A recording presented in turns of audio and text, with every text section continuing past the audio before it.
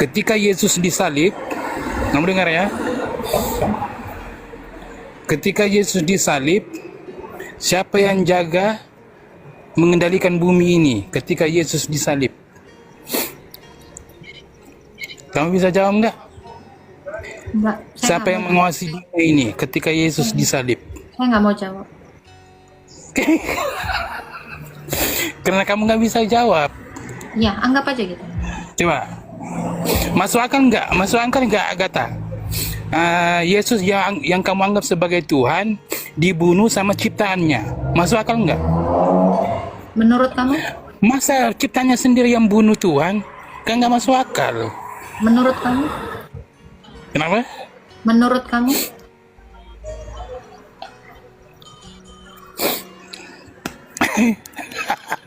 Menurut kamu apa? Makanya itu dalam Yohanes 17 ayat 3 mengatakan Yesus itu bukan Bapa tapi sebagai utusan. Kamu terima nggak itu?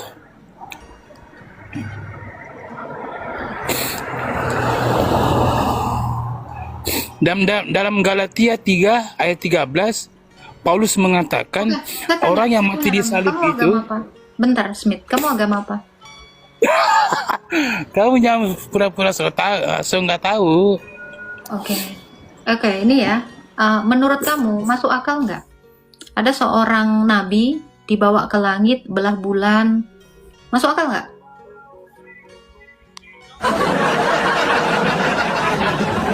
Ada nggak? Seorang nabi mengaku dia ketemu Tuhan, padahal jelas-jelas Tuhan tidak bisa ditemui gitu.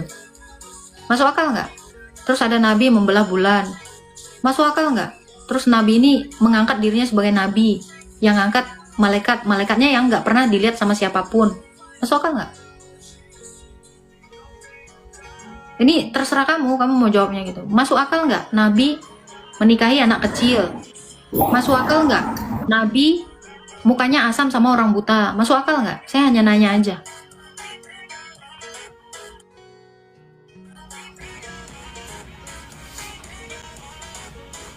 Ya kalau kamu mengimani nabi yang demikian, ya itu hak kamu gitu loh. Perlukah saya menjawab pertanyaan tadi? Atau perlukah kamu menjawab pertanyaan saya? Ya nggak apa-apa gitu. Tapi saya akan menjawab.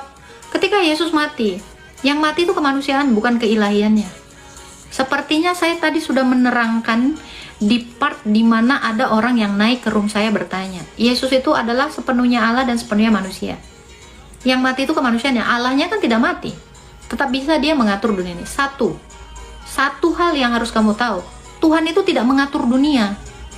Dunia ini sudah ada sebagaimana adanya dunia ini berjalan. Jadi saya kasih tahu ya, ini boleh dibuka cara pandang yang begini. Allah itu kekal. Setuju ya? Allah itu kekal. Sekali dia berfirman, firmannya itu kekal. Di dalam Kejadian 1 dikatakan ya, baiklah dia menciptakan benda-benda penerang untuk menetapkan masa, menetapkan hari-hari, tahun-tahun yang tetap. Ketika dia berfirman menciptakan alam semesta itu, satu kali berfirman itu terus. Ingat, Allah itu kekal. Sekali dia berfirman, sekali dia mengatakan bumi ini berputar, itu enggak terus-terusan berputar. Satu kali saja.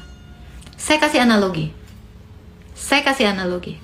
Ketika kamu masuk ke sekolah, diperintahkan sama sekolahmu, diberi aturan pakai seragam merah putih setiap hari Senin. Apa tiap hari diomongin? Nah, pakai hari Senin pakai merah putih. Itu ketetapan yang sekali diberikan dan berlaku sampai selama-lamanya. Nyampe nggak ke situ? Kok kamu kayak tolol gitu loh. Sabar. Kamu diam. Kamu harus merenungkan baik-baik perkataan saya. Jangan typing karena kamu agak lemot. Ya, betul tidak? Ketika kamu masuk ke sekolah saja, satu kali kamu dikasih tahu pakai seragam merah putih setiap hari Senin, itu kan nggak tiap hari ngomong gitu. Peraturan itu tiap hari dibikin, enggak toh? Peraturan itu satu kali untuk selamanya. selama sekolah itu berdiri. Betul tidak? Ini baru dalam skup sekolah. Apalagi Allah. Kalau kamu percaya Allah itu kekal, sekali dia mengatakan bumi berputar, ya berputar terus. Dan satu hal yang harus kalian tahu, bumi ini yang ngurus manusia, bukan Tuhan. Kamu manusia diciptakan di dalam Kejadian 1 ya, ayat 26-27 ya kan. Baiklah kita menjadikan manusia menurut gambar dan rupa kita, supaya mereka berkuasa atas bumi, atas ikan-ikan di laut, atas burung-burung di udara, atas seluruh ternak. Yang mengusahakan bumi ini manusia, bukan Tuhan. Bumi ini sudah diciptakan untuk manusia. Sampai sini nyampe? Nyampe nggak? Kalau nggak nyampe, saya nggak tahu otak kamu di mana. Baru tahu ada Tuhan gitu ya, ngatur tiap hari ngatur. Kamu kira dia apa? Pembantu ngatur-ngatur. Ingat, firmannya itu kekal, sekali untuk selamanya. Itu paham tidak secara logika ini? Paham nggak? Nyampe nggak? Itu dengan analogi loh saya. Sudah? Itu saya jelasin. Saya nggak pernah saya lari dari pertanyaan kalian. Saya suka, udah saya bilang, saya suka memperdengarkan agama saya. Saya terlalu suka sama agama saya, gitu loh. Makanya saya persilakan kalian kalau mau bertanya, bertanyalah, tapi dengan adab, bukan dengan cara melecehkan seperti tadi itu. Ketawa, itu melecehkan loh. Kamu coba, kalau kamu misalnya ngobrol sama guru kamu misalnya, gitu. Terus guru kamu menerangkan sesuatu, atau kamu sebagai murid bertanya kepada guru kamu gitu kan. Terus kamu dengan narasi tertawa gitu, kamu bisa dilempar loh pakai penghapus whiteboard itu. Serius, itu tidak beradab. Gak ada yang lucu. Terus kamu belum memberi saya kesempatan untuk menjawab, kamu sudah menertawai gitu loh. Ini dan ini. Kamu boleh pintar, tapi ini perlu. Nurani itu perlu, adab itu perlu. Setelah kamu mau sepintar apa kamu judulnya, tapi pakailah adab kamu gitu loh. Jangan tertawa. Bertanya tertawa itu meremehkan loh. Kalau kalian orang yang memang tinggi ilmunya dan pendidikannya itu tinggi gitu, kalian tahu ya, perkataan yang lembut itu pun bisa menusuk ke hati kamu gitu loh. Seperti itu ya, Semit ya, jangan tunjukkan kamu kayak kelasnya kayak kelas-kelas orang-orang yang gak sekolah gitu loh. Sudah, itu jawaban saya, dan besok jangan ditanya lagi.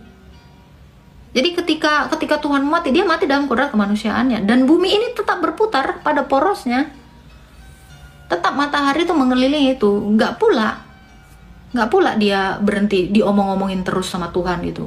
Mutar, besok mutar gitu. Hari gini ya, perusahaan aja itu bisa jalan walau bosnya itu lagi di rumah sakit. Bener nggak? Tuh pabrik Indomie, gak usah jauh-jauh, pabrik Indomie yang di Konoha sana, kalau bosnya juga lagi sakit, itu pabrik nggak berhenti, nggak tutup, nggak tutup, serius.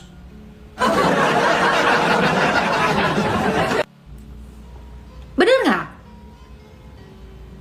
Ya itu fakta. Walau kepala sekolah lagi sakit diimpus, itu sekolah tetap jalan, murid tetap melakukan proses belajar mengajar gitu sama gurunya. Terus langsung tutup gitu. Gimana sih cara pandang kalian ini? Apalagi bicara Tuhan gitu loh. Aduh, jauh banget. Ini saya udah sering loh menjelaskan ini berkali-kali. Tuhan itu kekal. Sekali dia berbicara, waktu Tuhan Yesus bilang beranak cucu dan bertambah banyaklah, dia nggak tiap hari ngomong. Sekali ngomong kekal selamanya. Makanya kamu terus-terusan kan, makanya manusia ini terus-terusan jadi banyak gitu. Tuhan perintahnya kepada Adam dan Hawa ketika dia selesai menciptakan Adam dan Hawa. Itu ayat tadi Kejadian di kitab Taurat itu. Kapan Yesus menjadi Tuhan? Yesus itu Tuhan dalam kekekalan. Ya, Kolose 1 ayat 17. Dia telah ada Sebelum segala sesuatu ada. Itu satu. Yang lain lagi, ayat yang lain lagi, Wahyu 1 ayat 17.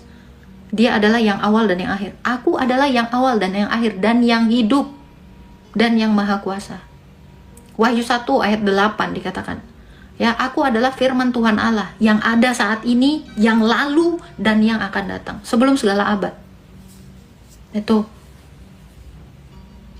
Apalagi? Dia sudah Tuhan dalam kekekalan. Di dalam iman saya. Nah, kalau kamu nggak suka, nggak masalah itu.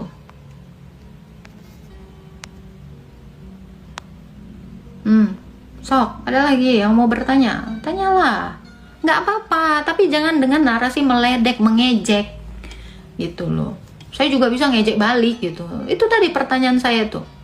Apalah jawabanmu? Mana ayatnya? Itu dari tadi saya bacain, Din. Ih, telinganya. Itu tadi saya bacain. Wahyu 1 ayat 8, Wahyu 1 ayat 17, Kolose 1 ayat 17. Itu kamu cek. Yohanes 1 ayat 1 sampai 3, Yohanes 1 ayat 9. Banyak. Itu ayat semua. Direkam sayang, direkam. Kalau terlalu cepat kata-kata saya. Gimana sih? Telinga lo, disimak. Tuh. Sudah. Ah, kalian ini gimana sih?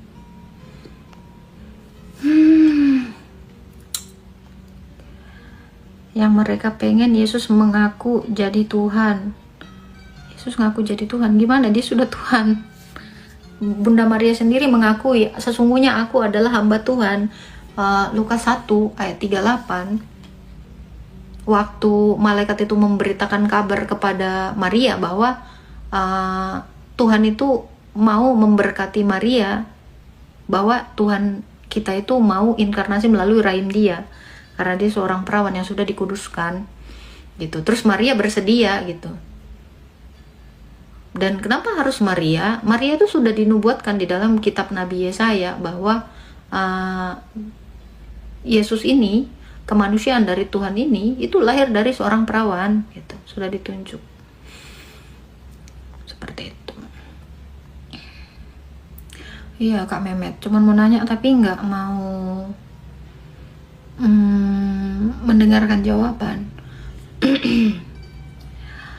Apa ini? Buah dari penyembahan Tuhan yang salah, hidup penuh kekecewaan dan tangis. Kasihan Agatha, kamu jangan mengasihani saya.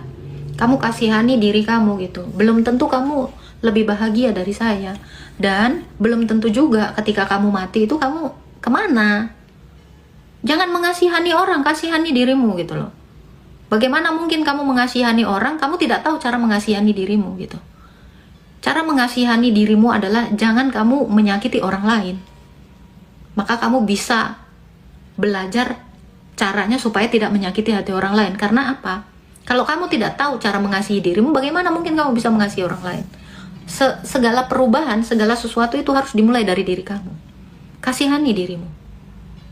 Loh, kalau kamu tidak tahu cara mengasihani dirimu, tahu nggak cara apa yang dimaksud dengan tidak bisa mengasihi dirimu? Kamu terus membawa narasi buruk terhadap orang lain. Kalau kamu berprasangka buruk terhadap orang lain, itu menyeret kamu jauh ke dalam dosa. Serius. Perbuatan menyakiti orang lain, menjudge orang lain, itu adalah perbuatan dosa. Ketika kamu berbuat dosa, kamu menyeret dirimu sendiri ke dalam dosa. Kamu artinya tidak mengasihani dirimu. Bagaimana kamu bisa mengasihani dirimu dengan berbuat dosa? Orang kalau mengasihani dirinya, itu menghindari dosa. Itu loh. Jadi kasihani aja diri kamu. Jangan mengasihani orang, Daud. Ya, kamu kayaknya udah kayak paling bener gitu. Ini ya, ini kata ini kamu coba renungkan, perkataan saya renungkan. Kalau kamu mengasihi dirimu, kamu nggak mau menyeret dirimu ke dalam dosa, toh? Betul nggak? Kalau kamu jatuh ke dalam dosa, artinya kamu nggak sayang sama dirimu, kamu nggak sayang sama jiwamu dan tubuhmu. Kenapa? Kamu makin dekat dengan neraka. Makin dekat dengan dosa, makin dekat dengan neraka. Kamu makin jauh dari Tuhan. Apakah itu yang disebut mengasihi dirimu? Tidak. Cara mengasihi diri. Banyak orang yang tidak tahu cara mengasihani dirinya. Ya, bikinlah kesalahan. Kesalahanmu itu membawa kamu semakin jauh dari Tuhan. Kamu nggak tahu cara mengasihi dirimu, terus bagaimana kamu bisa mengasihi orang lain? Sulit. Ya sulit, karena kamu nggak tahu caranya. Makanya mustahil orang mengasihi orang lain kalau dianya sendiri nggak tahu cara mengasihi dirinya. Gitu, ya. Ajaran nggak punya aturan, ajaran ya punya aturan lah. Kalau ajaran nggak punya aturan, ya ajaran itu aturan. Din itu aturan, agama itu aturan, hukum itu aturan. Gimana kamu mengatakan ajaran nggak punya aturan? Ajaran itu ya aturan. Gimana ini? Bahasa Indonesiamu aneh.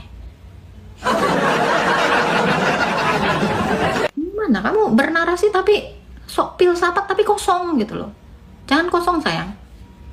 Upayakan ada isinya. Setiap kamu bernarasi ada isinya. Dan jangan sekali-kali menyakiti orang. Kenapa? Karena katanya kan Tuhan kamu itu direfleksikan melalui ciptaannya. Kalau kamu tidak mengasihi ciptaan, kamu tidak mengasihi penciptanya.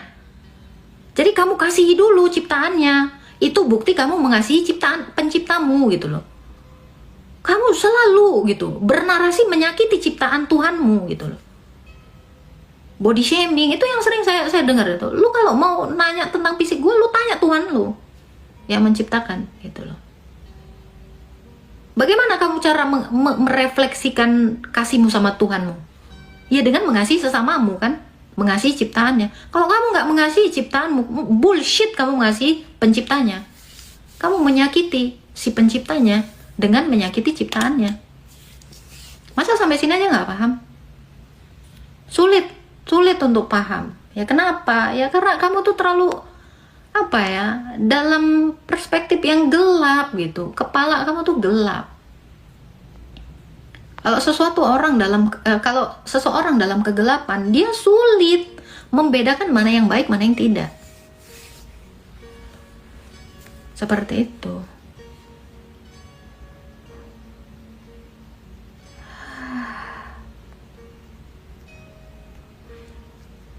Nih ya, assalamualaikum ya ahli kubur.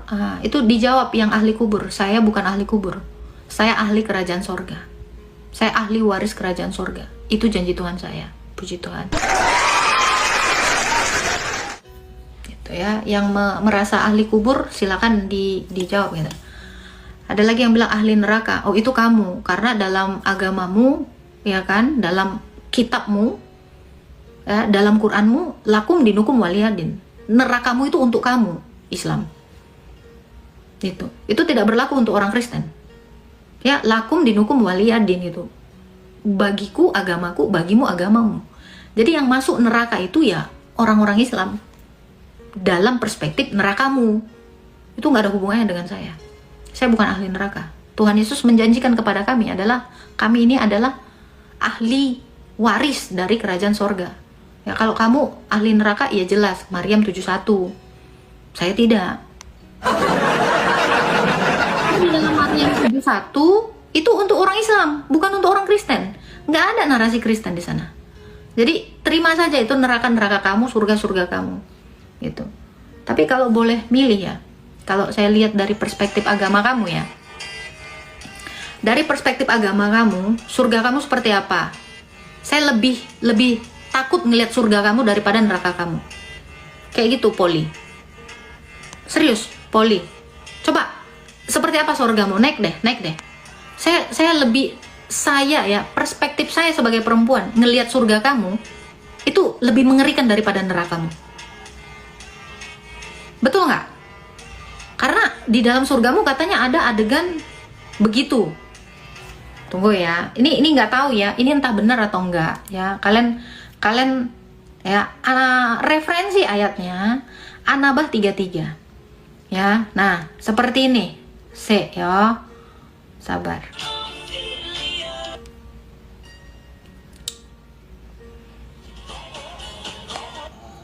Nih ya, tapi saya lebih mengerikan mendengar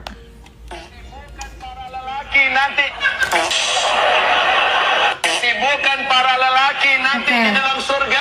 Oke, dikatakan gitu kan, memecah perawan istri-istrinya. Jadi saya ya, ini saya nggak tahu ya itu betul atau tidak ya. Referensinya itu tadi ada dia sebutkan, ada juga yang lain tuh An-Nabah 33. Kalian boleh cek sama tafsirnya.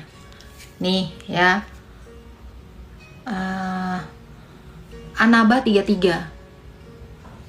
Saya nggak tahu, ini kalian lah ya.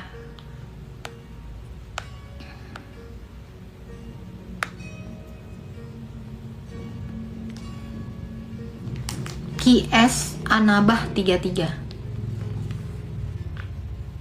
Nah, ini kalian nilai sendiri aja ya. Saya nggak tahu, izin ya. Nih, An-Nabah 33 ini Quran ya. Garis-garis molek. Nih. Nih, ini yang tadi disebutkan sama Ustadz tadi. Nih. Dan Allah sediakan pula bagi mereka sebagai kenikmatan pemberikan terentaman, gadis-gadis cantik berpayu, nah itu, ya, itu saya nggak tahu itu seperti apa, gitu. Tapi dari perspektif saya sebagai perempuan seperti yang dijelaskan Ustadz tadi, saya jadi perawan, dipecah, diperawan lagi, pecah, perawan lagi, saya takut untuk itu. Saya melihatnya itu apa ya? Itulah, kalian nilai aja sendiri sebagai wanita seperti apa. Kalau saya melihat surga yang demikian, saya lebih takut daripada nerakanya gitu. Nerakanya saya nggak tahu seperti apa.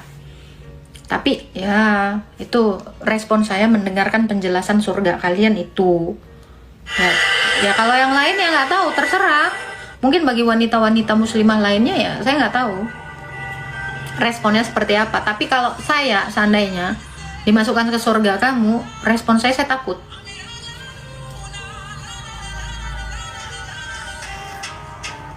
Ini dari respon saya gitu loh. Ya terserah, itu kan agama kamu, tapi saya hargai.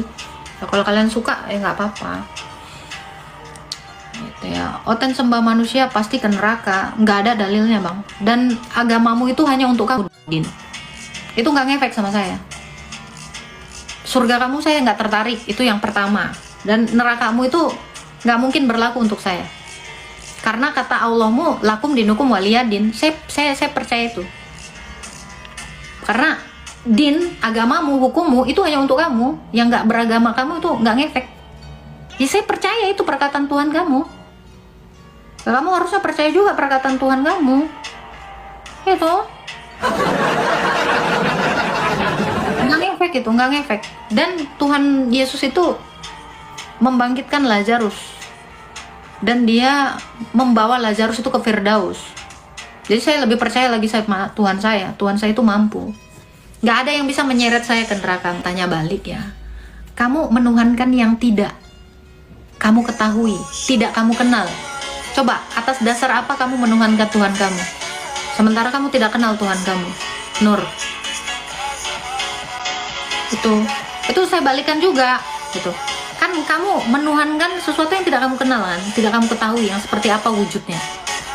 Terus atas dasar apa kamu menuhankan dia? Ya silakan dijawab.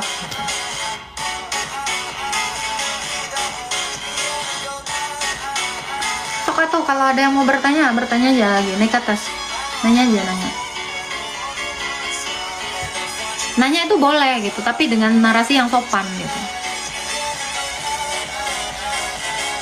Iya kayak gitulah Mama Calvin, aku juga mikirnya gitu Mama Calvin. Ya makanya orang mengucapkan sesuatu tapi dia tidak tahu arti dari ucapannya itu gimana gitu, ya kan? Jadi kalau mengucapkan sesuatu itu yang memang harus dia ketahui dong gitu. Karena kata innalillahi wa innalillahi rajiun itu bukan hanya diperuntukkan untuk yang meninggal, yang kehilangan juga diucapkan innalillahi wa innalillahi rajiun. Ini dulu waktu saya masih Islam ya, saya tahu narasi ini bukan hanya untuk itu. Waktu saya kajian dulu gitu. Kamu bisa melihat rasa sakit? Bisa. Makanya kan suka kalau ketonjok itu kan kelihatan tuh bengkak. Bisa banget. Dan panca indera kita itu bukan hanya biji mata, tapi ada namanya indera peraba. Jadi mengidentifikasi sakit itu dari indera yang lain selain indera penglihatan. Rasa sakit itu ada namanya indera peraba, ada indera pembau, ada indera pengecap, ada indera pendengar. Nah itu, jadi kamu bisa melihat rasa sakit? Bisa. Makanya ada yang orang benjol, luka, itu sakit. Bisa nggak kelihatan? Bisa. Bisa dirasakan? Bisa. Ingat, manusia itu bukan hanya memiliki satu indera untuk merespon, ya, merespon sesuatu gitu. Mengidentifikasi sesuatu itu dengan panca indera, bukan satu indera. Gitu. Suara itu bahkan bisa kita dengar, ada, keberadaannya ada. Gitu. Bahkan tekanannya, gelombangnya pun bisa kita lihat gitu. Bisa kita perdengar itu. Loh, ini kita ajarin logika sama kamu, tapi kalau kamu menolak logika, ya kamu selamanya goblok gitu. Kenapa nolak?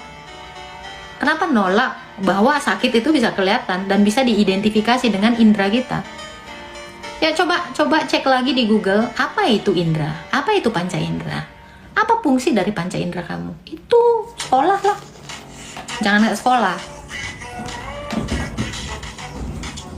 Ya, sesat diajarin kok sesat. Gimana kau Kauna?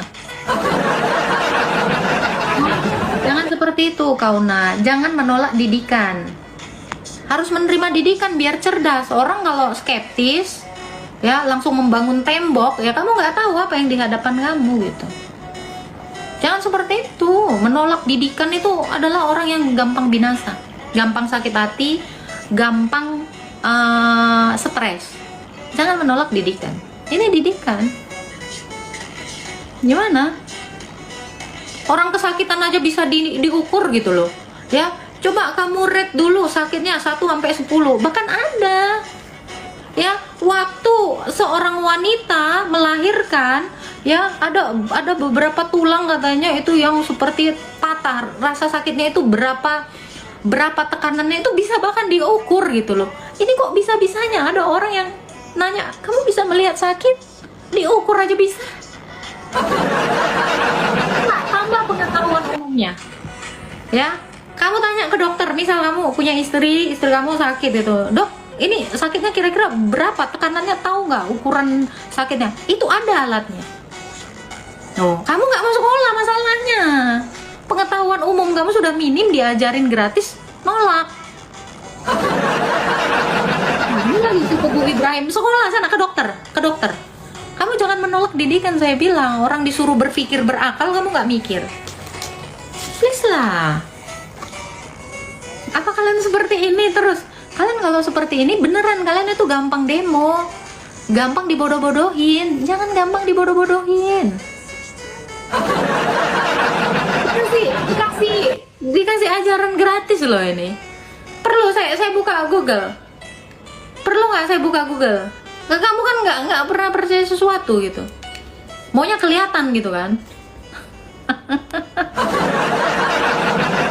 Susah ngomongnya nih.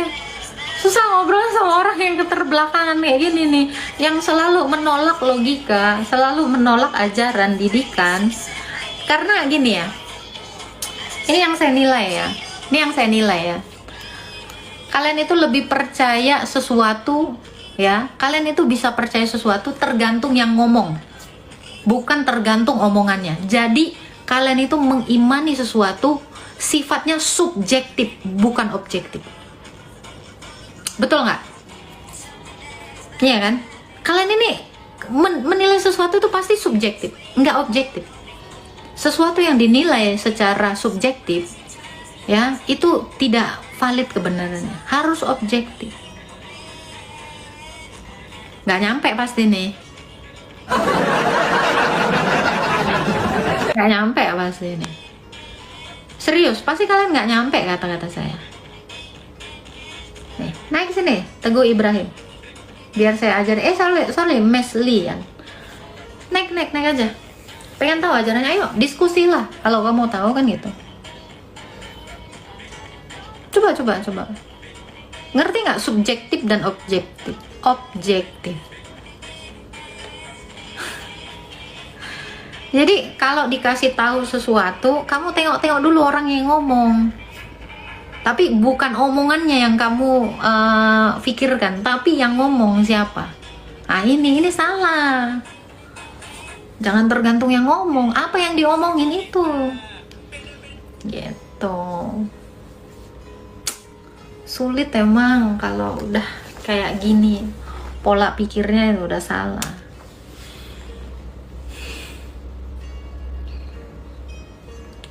...2005 udah kayak ibu-ibu, ya nggak apa-apa, wanita itu semuanya akan jadi ibu-ibu gitu. Dan kalau lu misalnya mau mengomentari sesuatu, ya selama itu tidak ngefek sama beras saya, nggak ngefek sama saya, ya itu terserah kamu, suka-suka kamu juga, ya. Kamu tahun berapa lahirnya, tapi kenapa cara pikir kamu tuh kayak cara pikir orang kampung. Kamu hidup di 2026, tapi cara memandang kamu terhadap wanita itu masih kayak orang di zaman 99 gitu. Ya, 2005 kayak ibu-ibu gitu loh. Kamu itu 2026 kenapa kayak masih orang di zaman purba? Kenapa kayak gitu? Cara pandangnya itu loh, kayak maruk kali gitu. Kenapa? Ya, ini untung si Manda udah keluar nih. Manda kalau ngeliat lagi nih kayaknya malu gitu. Ya kan? Muka kau tua kali ya. Kenapa rupanya kalau tua masalah? Bang, muka kamu udah bagus sekali, Coy Putra. Muka tua itu urusan saya. Kamu tanya sama pencipta. Kamu tanya sama Tuhan yang menciptakan saya. Kalau misalnya kan muka lu begini, nggak usah body shaming, say. Ya kayak muka lu udah bener aja gitu. Lu kalau mau komentari muka gua, lu tanya sama Allah. Kenapa dia menciptakan saya seperti ini? Tanyalah sama penciptanya, pabriknya. Gimana sih otak kau? Di selangkangan otak kau ya. Ya, jangan suka nonton bokep teh, cepet tua. Itu kamu. Saya nggak pernah nonton bokep masalahnya. Yang suka nonton bokep mungkin kamu. Ya, kamu mengatakan sesuatu yang kamu lakukan, tapi kamu tuduhkan ke orang. Nah, itu sifat orang-orang yang biasanya impulsif. Orang yang impulsif itu seperti itu. Dia yang melakukan, tapi dia menuduhkan kepada orang. Gitu. Ya, kalau dalam istilah Islamnya itu jangan suka suujon. Gitu. Ya, nggak bagus. Suujon itu nggak bagus, serius. Kalau kamu punya agama ya, kalau kamu ateis ya nggak apa-apa. Aman itu. Jangan jadi orang yang selalu impulsif gitu. Tahu kan impulsif kan?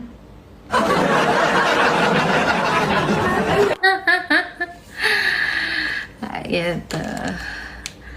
Nggak tahu Bun. Oh ya nggak apa-apa lah, kalau nggak tahu ya udahlah. Makanya banyak-banyak belajar sekolah gitu. Dan nggak usah khawatir mau tua mau muda, bayi aja ada yang meninggal kok. Ada yang lebih tua lama meninggalnya gitu. Nah itu aja. Pada akhirnya semua orang akan mati. Jadi muka kau jelek, muka kau cantik, kau cepet tua atau kamu masih muda, kamu itu punya peluang untuk mati muda. Siapa tahu besok kamu mati dibanding saya, lebih duluan mati. Iya kan? Bener nggak? Loh karena tua, muda, mati gitu. Kenapa kamu sibuk dengan wajah yang muda? Wajah yang tua itu masih banyak yang hidup. Yang muda-muda udah banyak yang mati. Pernah berpikir sampai situ? Kayaknya kamu kurang didikan. Kayak orang kurang didikan gitu loh. Ya kan? Semoga engkau cepat bertobat. Ya kamu aja yang bertobat. Jangan nyuruh orang bertobat. Kamunya sendiri pendosa gitu loh Aries. Ya kan? Mungkin nggak orang menarasikan begini kan, semoga cepat bertobat. Lah kamunya aja nggak bertobat. Kamu pendosa tapi mau mengajarin orang bertobat. Gimana tuh Aries? Ya lebih baik kamu bertobat ya secara ini ya, venitaci. Lebih baik kamu bertobat itu kata-kata ini untuk kamu gitu. Karena itu bagus gitu. Jangan menasihati orang, kamunya sendiri melenceng. Karena kita nggak pernah tahu kamu. Siapa tahu kamu ini adalah penikmat dosa. Kenapa terlalu gampang menasehatin orang, dirinya sendiri tidak dinasehati? Alangkah baiknya menasehati diri sendiri, baru orang lain gitu. Dimulai dari diri sendiri. Masih rindu pakai hijab? Saya memang pakai hijab karena saya Kristen Ortodoks. Kamu kaget nengok Kristen Ortodoks pakai hijab? Hijab ini untuk menutup mahkota saya, rambut saya. Itu fungsinya. Bukan masih rindu, memang ini orang Kristen duluan pakai hijab sebelum agama kamu datang di abad ke-7, ya. Sebelum ada ayat turun hijab, di mana itu? Sebelum ada itu di abad ke-7 orang Kristen sudah berhijab. Jadi tambah literasimu biar nggak kelihatan katro. Oke.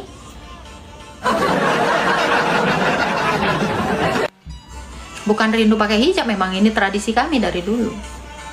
Kamu baru. Kami sudah memulainya, kamu baru. Nggak usah Bang Tambunan, males aku ngebahas agama mereka. Bukannya nggak tahu gitu, tahu banget gitu. Tapi apalagi kalau kita lihat asbabul nuzulnya turunnya ayat hijab, ya kan? Biarkan Umar mati tenang di kuburan gitu. Al-Azab, ya. Tahu Devin, Al-Azab ayat 59 saya tahu. Ya, tapi ya udahlah, biarkan Umar damai di sana.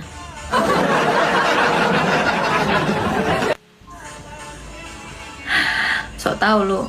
Tahu lah, kan saya dari sebelah. Sebelumnya saya dari sana. Kenapa? Kok kamu nggak tahu? Harusnya kalau kamu tahu, kita sama-sama senyum. Berarti kamu nggak tahu. Kalau kamu bilang sok tahu, berarti kamu nggak tahu kan? Orang yang selalu bilang sok tahu kamu, berarti kamu nggak tahu ya. Orang udah nggak tahu. Orang kalau udah sama-sama tahu senyum-senyum aja, kayak gitu kan?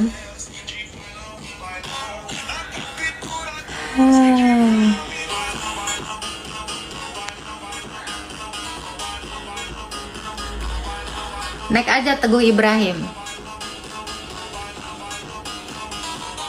Ceritain kenapa keluar dari Islam. Kamu mau bayar saya berapa? Nggak gratis kisah saya.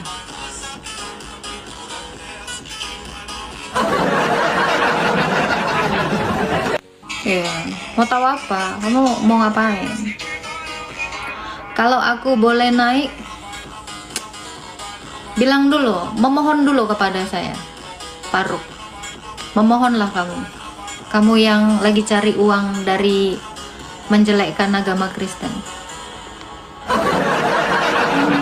Memohon. Memohonlah. Baru saya naikkan. Ayo, memohon dong. Orang rendah seperti kamu memang harus memohon terhadap orang yang tinggi.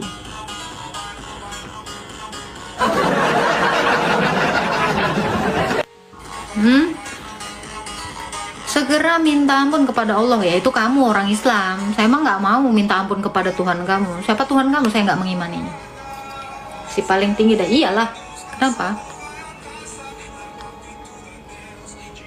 Kenapa? Iri kamu kalau saya tinggi? Saya memang tinggi. 170 tinggi saya.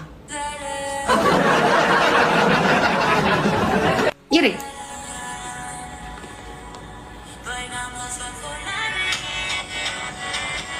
Rame bun, RT 6 ya, nggak apa-apa, bagus itu.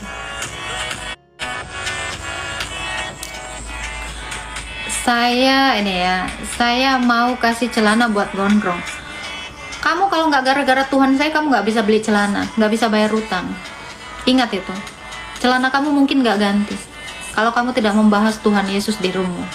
Coba bahas agamamu, nggak laku kau tidak dipandang. Tuhan Yesus itu yang membantu kamu beli celana dalam. Kalau nggak, kamu nggak punya celana. Kamu cuma orang miskin yang ngemis-ngemis nama Tuhan Yesus supaya kamu dapat uang dan dapat donasi.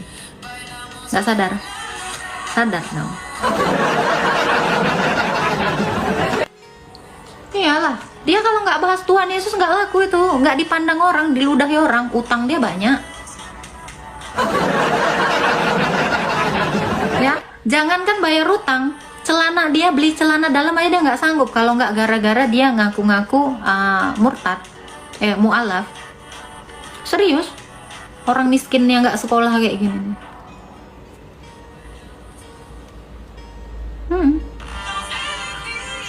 La la la la la la.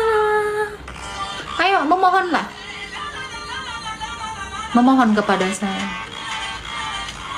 Kamu kalau nggak bicara Tuhan Yesus, kamu nggak dapat uang kan? Ini fakta, Farouk. Saya ajarkan kamu. Kamu kalau nggak ngomong kotor tentang Tuhan saya, orang Islam nggak ada yang respect sama kamu. Karena kamu dijadikan alat untuk memuaskan dosa mereka.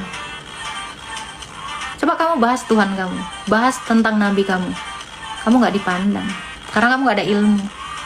Ya, pesan saya, Farouk, belajar sholat. Karena kamu nggak tahu cara sholat.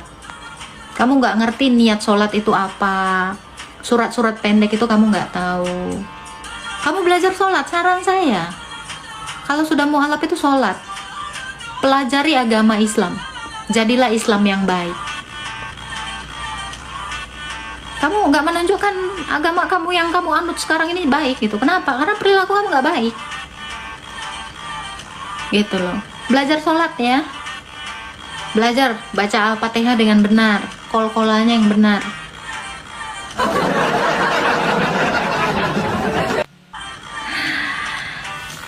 Ya kan, Farouk, dua nama Farouk ya, brengsek semuanya. Iya. Ya, kalau udah mengaku mu'alaf, pelajari agamamu, bukan ngejelekin agama orang. Dalami agama Islam, sholat yang benar, ibadah yang benar. Kamu nggak pernah sholat, sibuk jelekin Tuhannya orang. Ya, salam cici sayang. Kayak gitu. Suruh dulu sholat. Dia nggak pernah sholat, 24 jam live nggak pernah sholat. Ngerti bacaan sholat pun nggak dia. Cek dulu dia itu. Pelajari dulu agama Islam dengan benar. Masa udah mualaf nggak belajar agama Islam? Saya ngelihat ya yang mualaf ini, kenapa malah belajar Alkitab? Bukan belajar Quran gitu, gimana ini konsepnya?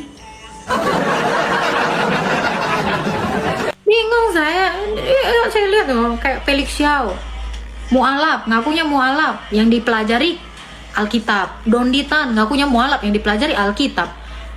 Pas giliran Kristen bukannya belajar Alkitab, giliran udah Islam belajar Alkitab, kan aneh. Terus kapan kamu pelajari agamamu? Enggak. Harusnya pas mualaf dia belajar ke Islam. Tuh, si Kainama semuanya gitu. Mualaf kok malah belajarnya Alkitab. Ini Tuhanmu juga bingung. Ini kok lebih sering ngomongin Tuhan orang daripada gue, kata Tuhan lo. Aneh loh ini. Orang masuk agama Islam dipelajari agama Islam. Orang masuk Kristen dipelajari agama Kristen. Saya gitu. Ini kok malah kebalikannya. Tanda tanya nggak? Buat apa? Buat cari uang? Ya. Gimana ini? Iya, Tuhannya dihianati. Bukannya pelajarin tentang ibadahnya. Bingung saya aja masuk Kristen saya pelajarin nih iman saya. Bukan mempelajari agama Islam saya masuk Kristen. Ya kalau dibalik kan gitu harusnya. Lucu lah. Ya kalau kalian ngaku agama Islam, pelajari agama kalian. Baik gitu. Jangan malah ngurusin agama orang. Nggak nyambung. Kalau udah mualaf, ya pelajarin. Jadi benar-benar pemeluk agama itu. Gitu loh. Kalau kamu masuk Kristen, pelajari agama Kristen. Gitu loh. Bagimu agamamu, bagiku agamaku, itu harus jadi dong.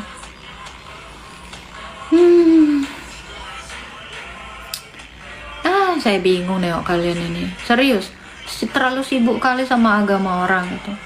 Sibuklah sama agamamu. Saya sibuk ini memberitakan firman Tuhan. Kalian sibuk mendebat agama saya gitu. Bingung saya. Islam, nggak apa dunia udah kebalik gitu. Udah kebalik-balik. Coba ya, yang ngaku-ngaku mualaf pelajari agama Islam. Yang ngaku-ngaku udah masuk Kristen, pelajari agama Kristen. Aku juga nengok orang Kristen nyanyi-nyanyi kesal aku. Ngaku masuk Kristen tapi nyanyi-nyanyi tok. Aku pun kadang-kadang pengen ku jamba. Iya, udah masuk otan cuma nyanyi-nyanyi. Apaan nyanyi-nyanyi? Nggak ada faedah. Aku aja sampai bejir, apaan sih? Lu belajar, gua aja segiat itu belajar gitu. Ayolah. Ya kan, sholat woi. Ya, saya sholat nanti. Belum waktunya saya.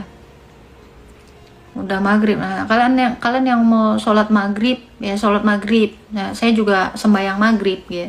Sembahyang senja namanya. Karena orang Kristen juga udah sembahyang senja. Kenapa harus sembahyang senja bagi orang Kristen Ortodoks?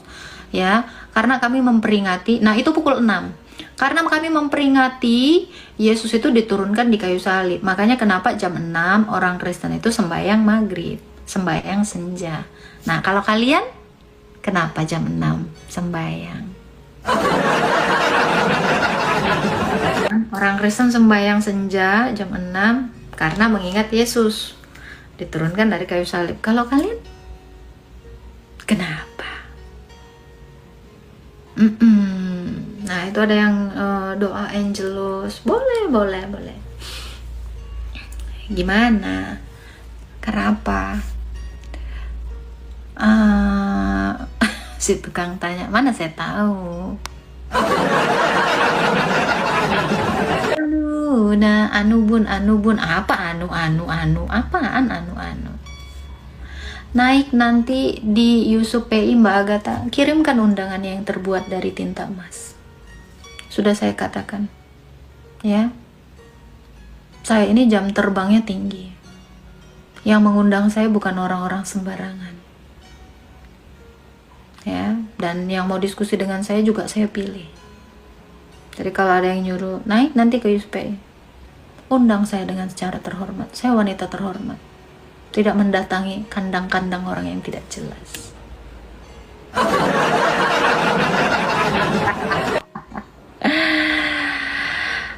HBD bun, nggak ada HBD, aku nggak ada HBD. Enak aja kamu. Itu adalah branding saya gitu. Saya bebas membranding diri saya. Ya kalian juga harus membranding diri kalian itu terhormat. Gitu loh. Suka-suka saya mau membranding saya seperti apa. Kenapa? Karena saya live itu bukan ikut-ikutan orang. Saya live dengan ciri khas saya sendiri. Saya itu live karena keinginan hati saya. Saya bukan live karena ikut-ikutan orang. Saya nggak suka ikut debat. Kenapa? Nggak ada gunanya. Nambah dosa. Ya kalian hargailah branding saya. Ya, kalau kalian itu masuk room orang cuma mau pansos mau apa gitu, tidak kepada saya.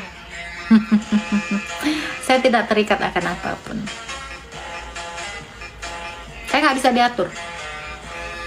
Yang mengatur saya itu adalah Tuhan saya dengan diri saya. Mantap bunda. Memang harus seperti itu. Setiap orang itu memiliki ciri khasnya sendiri. Ya, memberi label pada dirinya sendiri. Branding dirimu itu seseorang yang terhormat. Seseorang yang punya keintelektualan, yang punya integritas. Jangan nge-branding diri kamu seperti orang-orang pasaran. Begitu. Salam.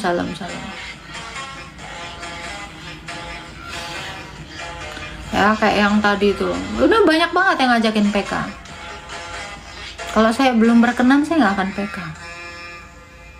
Begitu.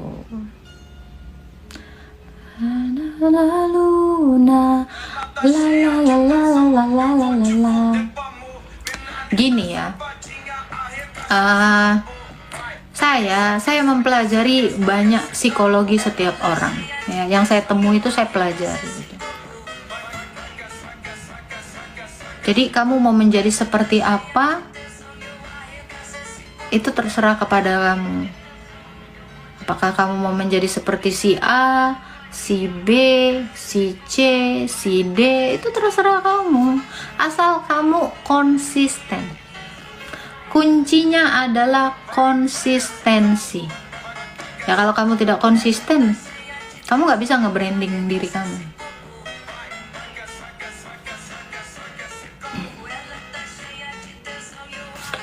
Apakah benar yang pakai kerudung duluan agama ortodoks?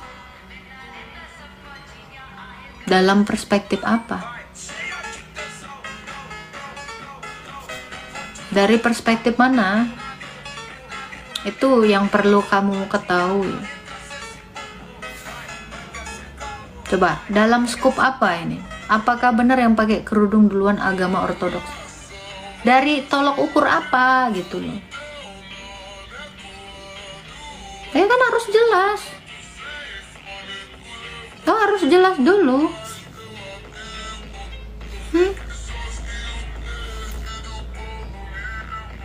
Betul kan?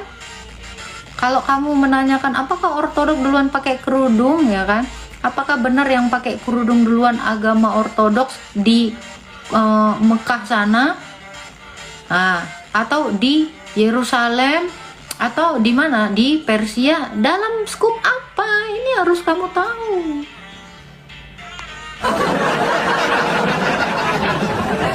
Gimana? Orang Israel itu sudah menggunakan kerudung. Kristen itu lahir dari Israel.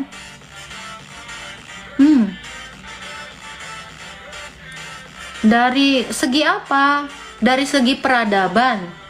Dari segi apa pakai kerudung duluan itu dari segi apa gitu? Peradaban apa di beberapa negara kan kita perlu tahu ini. Supaya kita tidak melihat hanya dari satu perspektif. Agak berat ya. Gimana? Lebih baik kamu kan naik ke room saya. Silakan.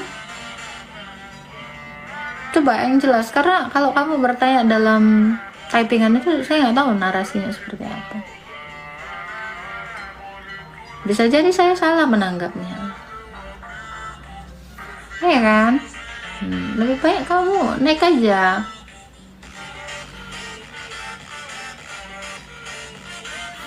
Perspektif budaya apa segala macam, bahasanya Bun jangan terlalu tinggi. Enggak, ini sebenarnya rendah, ini tuh awam. Ya kan? Hahaha, sudahlah, pakai H ya harusnya. Fake ex muslim, mungkin kamu yang fake. Kamu fake muslim mungkin Yusa. Karena yang saya tahu, muslim itu menghargai orang lain. Dan muslim itu mengutamakan husnu ujon. Jangan-jangan kamu yang fake muslim Yusa.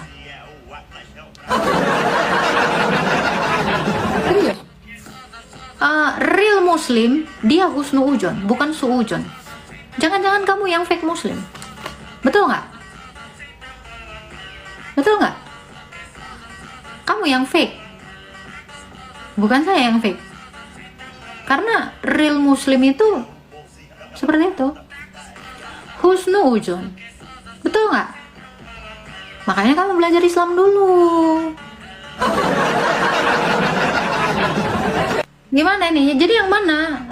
Real muslim itu kayak kamu suujon? Apakah real muslim suujon seperti kamu Husna? Oh, kamu jarang ikut kajian, rajin-rajin ikut kajian. Itu bagus. Gitu. Ya, Madrid dia Bun. Kamu tuh harus rajin-rajin ikut kajian, masuk dalam komunitas muslim gitu. Biar kamu tahu apa ajaran Islam yang sebenarnya. Kalau kamu nggak pernah tahu, kalau kamu sekedar ngaji sore sebelum maghrib, cuman menghafal huruf hijaiyah, ya kamu belum real muslim.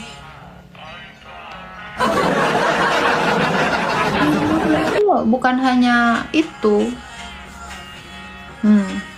Mana? Real muslim juga harus belajar ilmu fikih. belajar nahu, sorof, banyak ilmunya. Belum lagi filsafat. Real muslim itu kamu masih abal-abal. Kamu masih level primary, belum advance.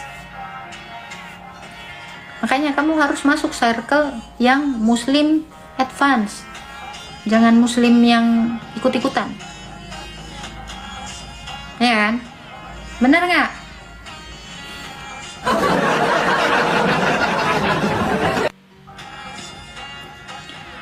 Apakah kerudung punya agama? Kerudung itu alat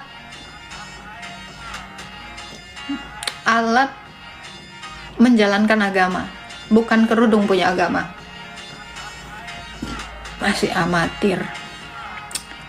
Ya, kalau masih levelnya tuh susah gitu, susah ngobrol lu nggak ketemu. Kalau muslimnya tuh masih begitu, ya cara pandangnya itu seperti itu. Salam juga Kagat, gimana pandangannya tentang apa ini interreligious dialog? Baik-baik aja ya. Kalau dialognya itu positif, ya itu baik gitu loh, ya kan? Lah kalau dialognya itu menekankan egosentris, nah ini bahaya gitu. Jadi tergantung seperti apa rule-nya. Dialognya ini rule-nya tuh kayak gimana gitu loh. Gitu Bang Les. Nih mungkin yang nggak paham ya. Dialog ya, dialog agama itu bagus. Itu bagus. Karena terutama kita agama Kristen itu bukan agama yang anti kritik, anti diskusi, enggak. Agama Kristen itu enggak anti diskusi dan tidak anti agama. Selama itu masih ya berjalan di koridornya, itu aman. Serius. Memang bisa adil interreligious dialog di Indonesia? Bisa. Yang penting itu bisa dibicarakan, bisa didiskusikan gitu loh. Namanya diskusi itu kan wacana untuk mencapai satu kesepakatan. Kesepakatannya apa? Menerima perbedaan, ya kan? Sepakat untuk tidak sepakat. Thank you Om Tobias. Ya, jadi segala sesuatu itu bisa dibicarakan gitu. Ya, yang penting kamu itu jangan dulu membangun skeptis gitu. Jangan kamu membangun tembok ya, dan jangan juga membangun sentimen-sentimen agama kamu itu terhadap agama orang gitu. Selama tidak ada sentimen itu aman gitu. Ya karena apa? Hadirnya dialog itu untuk membuka wawasan kita. Kita tahu agama orang itu seperti ini, dan kita tahu agama kita itu seperti apa gitu. Dan it's okay, kita harus menerima itu. Ingat ya, prinsipnya adalah menerima perbedaan itu. Menerima perbedaan itu sesuatu yang memang berbeda sejak semula gitu. Kita tidak memaksakan gitu. Jadi jangan ada sentimen dalam diskusi, itu bagus. Thank you Bang Tobias.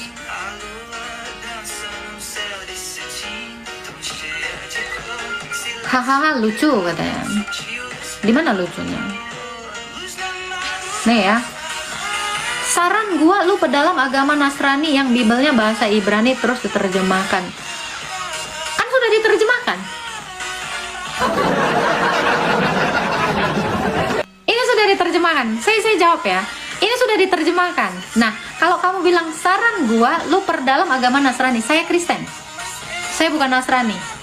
Nasrani itu adalah ajaran sesat dari Kristen. Ngapain saya mempelajari agama sesat? Nah, itu yang harus kamu perbaiki dulu. Dan kalau kamu tanya, perdalam saya tentang agama saya, kamu pun harusnya perdalam agama kamu, King. Lalu kamu dialog dengan saya. Mari kita sama-sama buktikan kamu mendalami agama kamu atau tidak gitu. Saya sudah 3 tahun mendalami agama saya, dan puji Tuhan ya, dan puji Tuhan saya mengerti agama saya mengerti norma-norma agama saya gitu. Yang tidak tahu agamanya itu kan kamu sebenarnya. Nah, jangan WKWK 3 tahun gitu loh ya. Kalau kamu menyuruh saya belajar agama, kamu juga harusnya belajar ya menghargai orang. Bukan Islam dengan cara naik dan diskusi dengan saya. Kamu bukan orang baru, kamu sering typing di sini. Saya bukan seseorang yang tidak mengingat.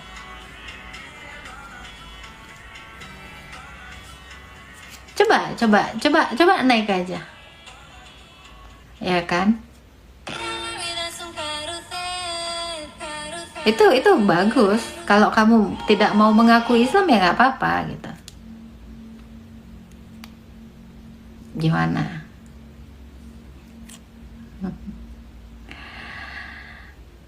Oke, akunnya di privat ya. Silakan, jangan di privat.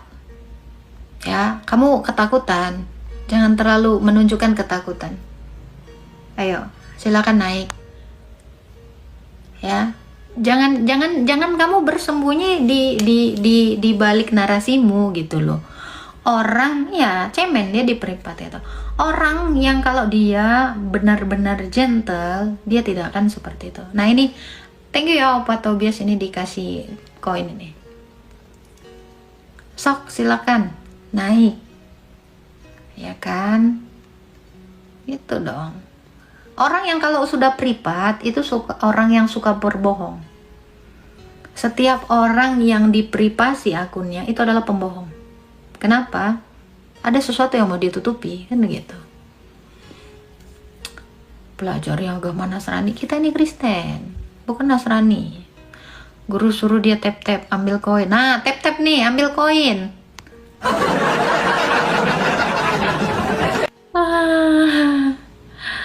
Ambil koinnya nih. Nih, thank you ya. Oh, ini Pak Tobias nih, berkah selalu. Ayo, ambil nih. Jangan jadi big mouth. Kan dia nggak berani. Ayolah. Nih dari tadi nih, saya cuman siapa tadi? Si Manda doang tadi yang berani naik.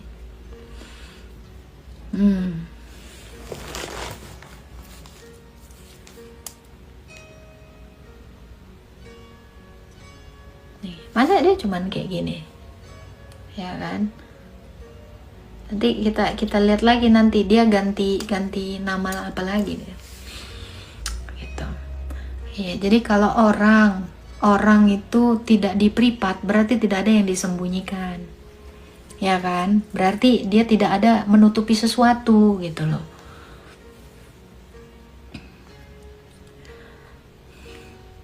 Ya gimana lah Kak Maria Soleha. Mentalnya jangan mental tempe. Saya tuh udah saya bilang, saya bukan baru di TikTok.